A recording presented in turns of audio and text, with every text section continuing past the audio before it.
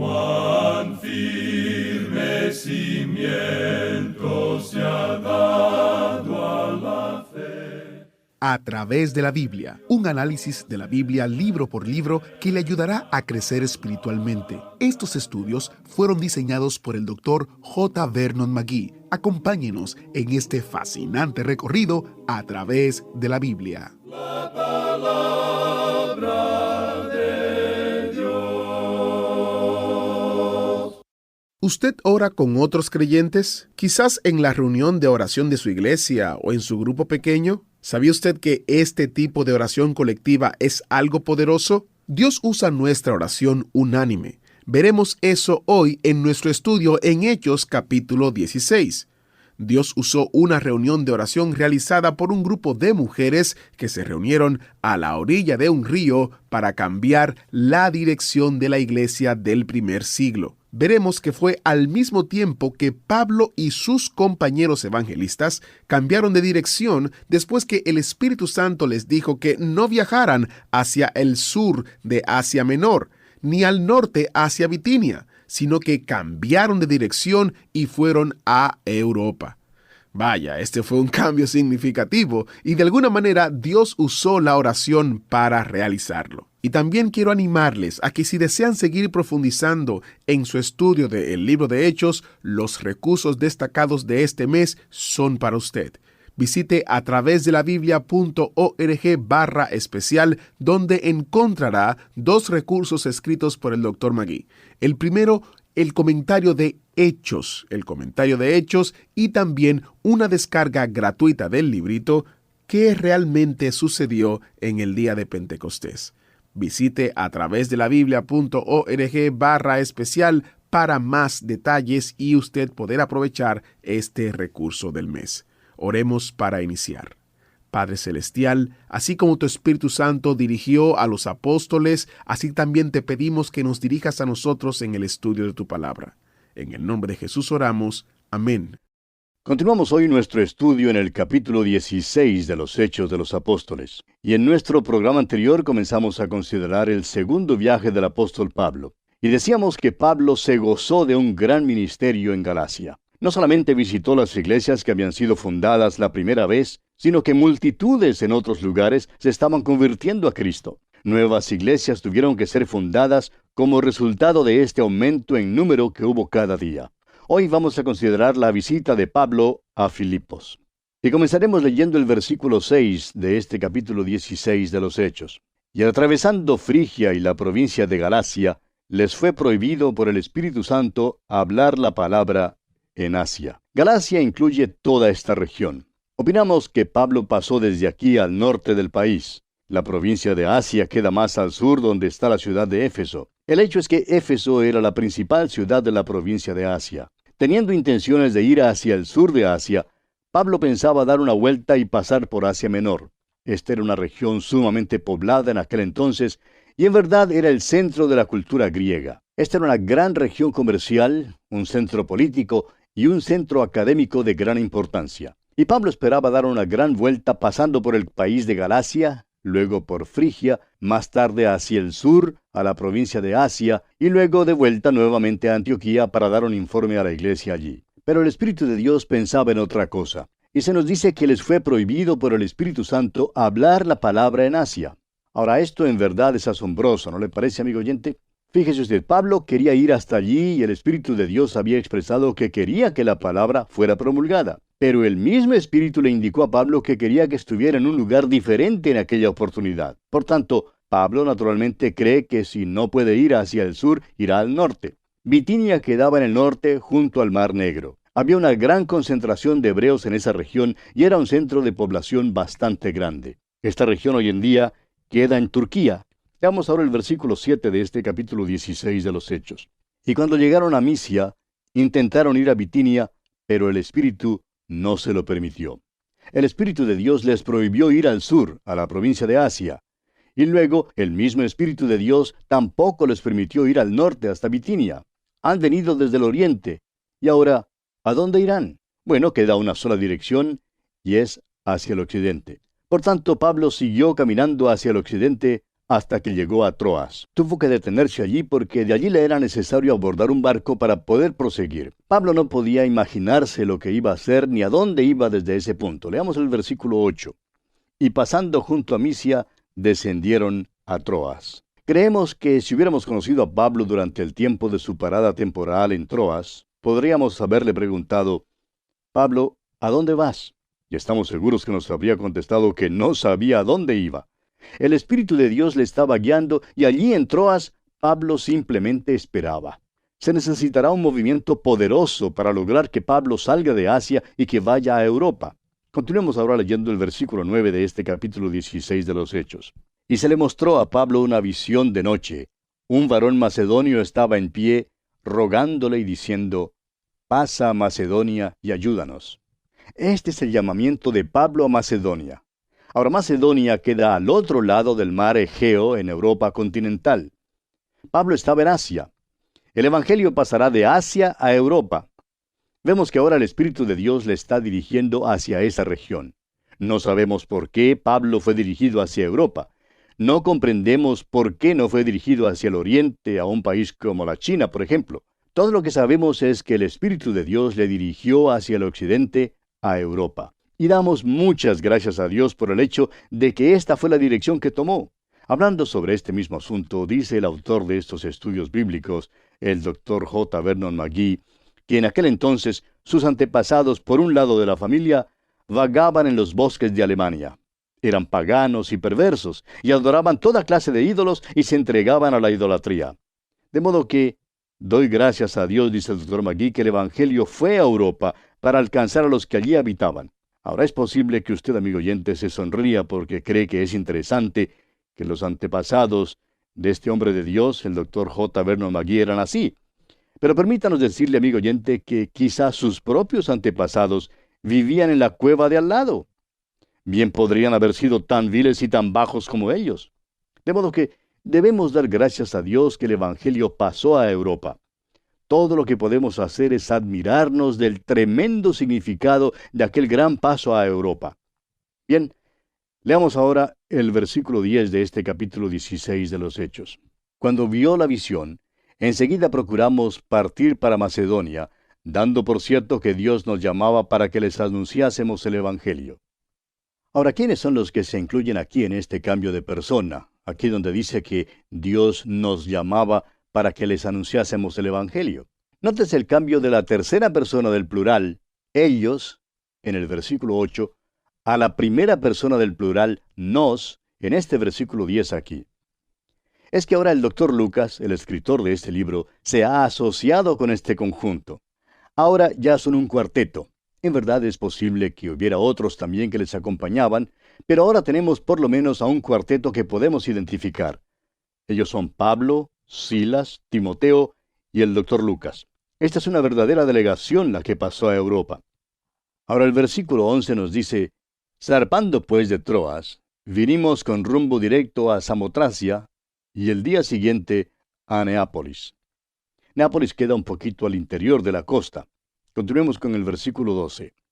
Y de allí a Filipos, que es la primera ciudad de la provincia de Macedonia, y una colonia, y estuvimos en aquella ciudad algunos días. Esta es su primera parada en Europa. Pablo fue a un centro estratégico para comenzar allí su ministerio en Europa. Esto hace que la iglesia en Filipos sea una iglesia notable. También hay otras razones que veremos en nuestro estudio de la epístola a los Filipenses por las cuales esta iglesia estuvo tan cerca al corazón de Pablo. Esta era la iglesia que le amaba. Y Pablo amó a esta iglesia. Había algunos santos maravillosos en esta iglesia. Bien, continuemos con el versículo 13. Y un día de reposo salimos fuera de la puerta, junto al río, donde solía hacerse la oración, y sentándonos hablamos a las mujeres que se habían reunido. Filipos era una colonia en Macedonia. Esto quiere decir que era una colonia romana. Allí era donde vivía el gobernador romano. Esta gente tenía costumbres romanas y hablaban el latín.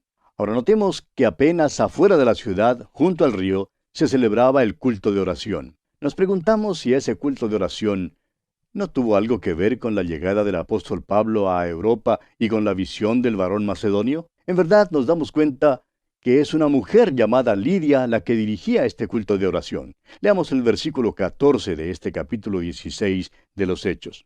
Entonces una mujer llamada Lidia, vendedora de púrpura de la ciudad de Tiatira, que adoraba a Dios, estaba oyendo, y el Señor abrió el corazón de ella para que estuviese atenta a lo que Pablo decía. Tiatira está situada en Asia Menor. Es el lugar de una de las 7 iglesias que recibió una amonestación de nuestro Señor en los capítulos 2 y 3 del libro de Apocalipsis. Esta mujer, pues, era de allí. Ella adoraba a Dios. Adoraba al Dios vivo y verdadero, pero tenía muy poco conocimiento. Esta mujer Lidia era una persona extraordinaria. Era una mujer de carácter dominante y era líder. Al parecer, era ella quien dirigía el culto de oración. Lidia parece ser, pues, la primera persona convertida a Cristo en Europa, y fue la figura dominante en la iglesia que estaba en Filipos. Continuemos ahora con el versículo 15. Y cuando fue bautizada, y su familia, nos rogó diciendo, si habéis juzgado que yo sea fiel al Señor, entrad en mi casa y posad. Y nos obligó a quedarnos. No sabemos nada en cuanto al esposo de Lidia, pero debe haber estado en alguna parte. Hay familias así como esa, ¿sabe?, donde la mujer tiene un carácter dominante. Y al parecer, así era en este caso porque toda su familia se convirtió a Cristo mediante su testimonio. Y ahora encontramos que Pablo y su grupo se quedan en su hogar y se hospedan allí. Es de asumir que Lidia era una persona pudiente y que le fue posible atender a las necesidades de ellos. Ahora continuemos con el versículo 16 de este capítulo 16 de los Hechos. Aconteció que mientras íbamos a la oración, nos salió al encuentro una muchacha que tenía espíritu de adivinación, la cual daba gran ganancia a sus amos adivinando. Amigo oyente, no vaya usted a creer que esta gente simplemente era tonta. Esta muchacha era endemoniada. Y estamos viendo en nuestros tiempos un resurgimiento del interés en el ocultismo y en los demonios. En cierta ocasión, una hermana que vive en un centro metropolitano en los Estados Unidos escribió una carta al Dr. McGee contándole que comenzó a interesarse en la adivinación. Creía que simplemente se divertiría con esto y que no habría nada que fuese peligroso. Esta hermana tiene una historia espeluznante que contar. Pero dice que fue al escuchar la palabra de Dios en el programa a través de la Biblia en inglés, que fue librada del poder satánico que la esclavizaba. Clamó, se volvió a Dios y el Señor la libró. La creencia en demonios está basada en la realidad. Esta muchacha que se menciona aquí en este pasaje era poseída de demonios, era esclava y sus amos la usaban para conseguir mucha ganancia. Podemos decir que ya existía la mafia en aquel entonces. Continuemos con los versículos 17 al 19 de este capítulo 16 de los Hechos. Esta, siguiendo a Pablo y a nosotros, daba voces diciendo, estos hombres son siervos del Dios Altísimo, quienes os anuncian el camino de salvación. Y esto lo hacía por muchos días, mas desagradando a Pablo, éste se volvió y dijo al Espíritu, te mando en el nombre de Jesucristo que salgas de ella. Y salió en aquella misma hora. Pero viendo sus amos que había salido la esperanza de su ganancia, prendieron a Pablo y a Silas y los trajeron al foro ante las autoridades. A Pablo le fue posible echar fuera el demonio en el nombre del Señor Jesucristo. Pero esto tocó el dinero de los amos. Y usted sabe que si se toca el dinero de alguna persona, pues esta persona se pone en acción. De modo que estos hombres ahora se declaran públicamente como enemigos de Pablo y su grupo. Continuemos con los versículos 20 y 21. Y presentándolos a los magistrados dijeron, estos hombres, siendo judíos, alborotan nuestra ciudad y enseñan costumbres que no nos es lícito recibir ni hacer, pues somos romanos. Ahora recuerde usted que Filipos era una colonia romana cuyo pueblo practicaba la idolatría romana. Pablo y sus hombres trataban de cambiar las cosas al predicar acerca del Dios verdadero. Sin embargo, los amos simplemente se sirvieron del argumento de que eran romanos como excusa. El verdadero punto en disputa era que habían perdido su fuente de ingresos financieros. Continuemos con los versículos 22 al 24.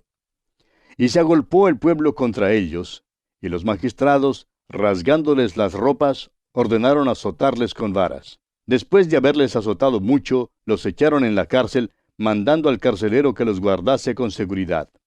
El cual, recibido este mandato, los metió en el calabozo de más adentro y les aseguró los pies en el cepo. Note usted que estos hombres fueron azotados. Sus espaldas fueron laceradas y ellos fueron echados en la cárcel. Para mayor seguridad, notamos que el carcelero sujetó sus pies en el cepo. Ahora el versículo 25 dice, pero a medianoche, orando Pablo y Silas, cantaban himnos a Dios, y los presos los oían. ¿Qué cosa más maravillosa es esta que estos hombres cantaban alabanzas a Dios mientras se hallaban en una situación tan miserable? No es extraño, pues, que las puertas se abrieran. Continuemos con los versículos 26 y 27, pero leamos el 25 una vez más. Pero a medianoche, orando Pablo y Silas, cantaban himnos a Dios, y los presos los oían. Entonces sobrevino de repente un gran terremoto, de tal manera que los cimientos de la cárcel se sacudían, y al instante se abrieron todas las puertas, y las cadenas de todos se soltaron. Despertando el carcelero, y viendo abiertas las puertas de la cárcel, sacó la espada y se iba a matar, pensando que los presos habían huido. Vamos a considerar por un momento a este carcelero filipense. Era responsable por estos presos, y naturalmente pensó que si las puertas se habían abierto y las cadenas se habían caído, pues los presos se habían ido. Y él sería responsable por su escapada y tendría que perder su vida por incumplimiento de su deber. De modo que vemos que se paró listo a caer sobre su propia espada. Se paró al borde de la eternidad y se vio como un alma perdida. Pero vea usted lo que ocurre aquí en los versículos 28 al 31. Continuemos leyendo. Mas Pablo clamó a gran voz diciendo, no te hagas ningún mal, pues todos estamos aquí. Él entonces, pidiendo luz, se precipitó adentro y temblando se postró a los pies de Pablo y de Silas. Y sacándolos les dijo, Señores, ¿qué debo hacer para ser salvo? Ellos dijeron, cree en el Señor Jesucristo y serás salvo, tú y tu casa. ¿Qué debe hacer un hombre para ser salvo? Debe creer en el Señor Jesucristo. ¿Podría acaso creer uno por otro miembro de su familia? De ninguna manera. Cree en el Señor Jesucristo y serás salvo. Y si tu familia cree en el Señor Jesucristo, ellos también serán salvos. Ese es el significado aquí. Ahora los versículos 32 y 33 continúan diciéndonos, y le hablaron la palabra del Señor a él y a todos los que estaban en su casa. Y él, tomándolos en aquella misma hora de la noche, les lavó las heridas, y enseguida se bautizó él con todos los suyos. ¡Qué diferencia! Él había causado las heridas de estos hombres, pero ahora les lava las heridas. Es un hombre totalmente cambiado. Prosigamos con los versículos 34 y 35. Y llevándolos a su casa, les puso la mesa, y se regocijó con toda su casa de haber creído a Dios. Cuando fue de día, los magistrados enviaron alguaciles a decir, suelta a aquellos hombres. Esta acción se debe a que ellos se dan cuenta de que lo que habían hecho lo habían hecho ilegalmente. Y ahora están mandando que suelten a los presos para que se vayan en paz. Sin embargo, Pablo elevó una objeción. Dijo que no saldría bajo tales circunstancias. Leamos los versículos 37 hasta el 40 de este capítulo 16 de los Hechos.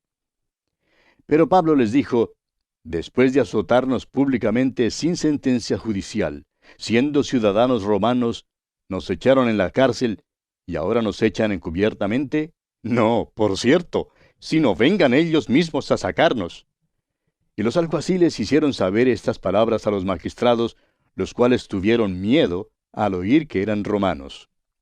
Y viniendo les rogaron, y sacándolos les pidieron que salieran de la ciudad. Entonces, saliendo de la cárcel, entraron en casa de Lidia, y habiendo visto a los hermanos, los consolaron y se fueron.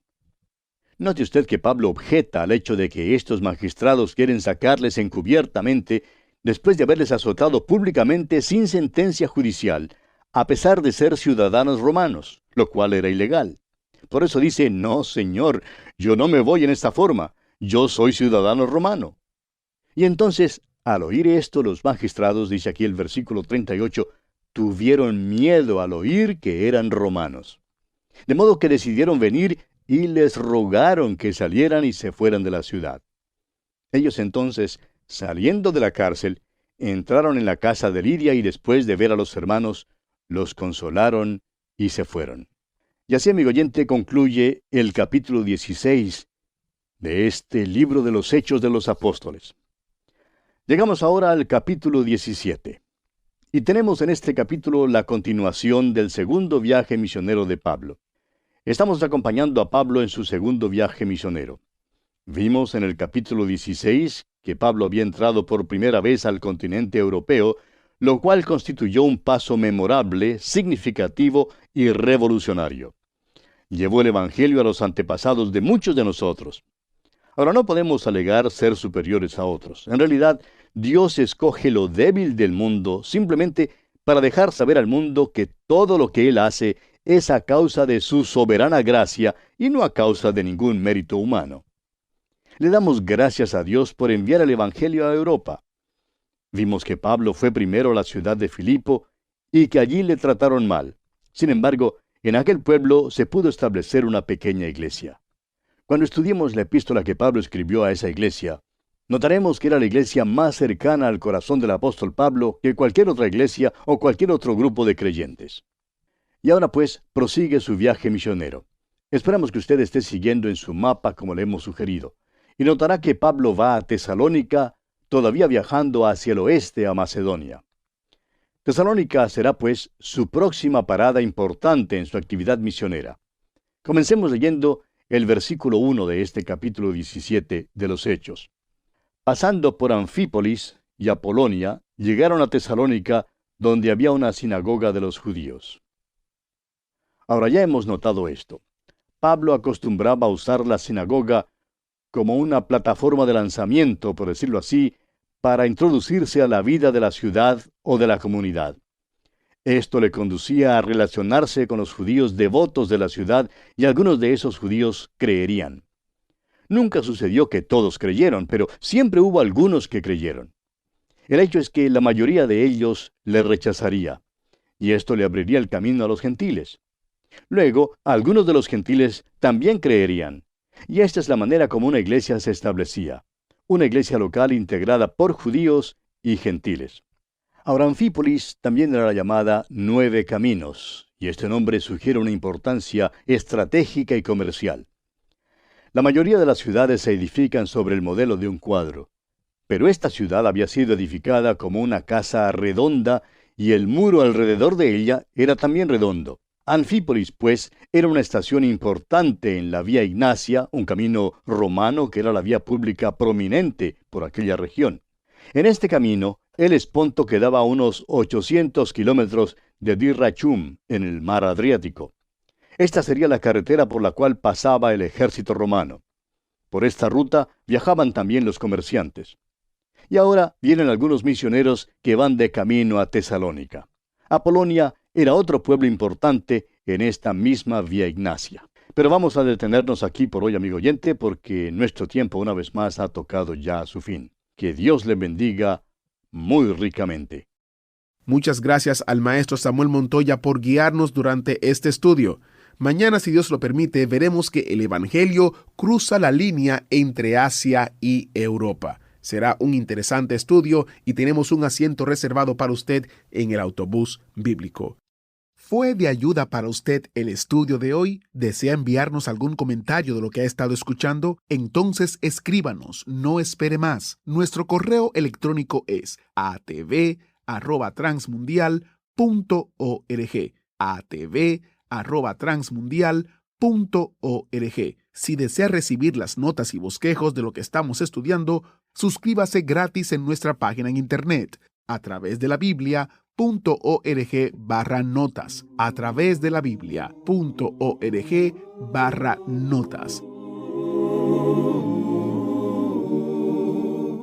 Hemos llegado al final por el día de hoy. Díganos, ¿fue de ayuda para usted el estudio de hoy? ¿Desea enviarnos algún comentario acerca de lo que ha estado escuchando? Entonces escríbanos, no espere más. Si desea recibir las notas y bosquejos de lo que estamos estudiando, suscríbase gratis en nuestra página en internet a través de la Biblia.org/notas. A través de la Biblia.org/notas. Si desea escuchar nuevamente el programa o si se perdió alguno de ellos, visite a través de la Biblia.org.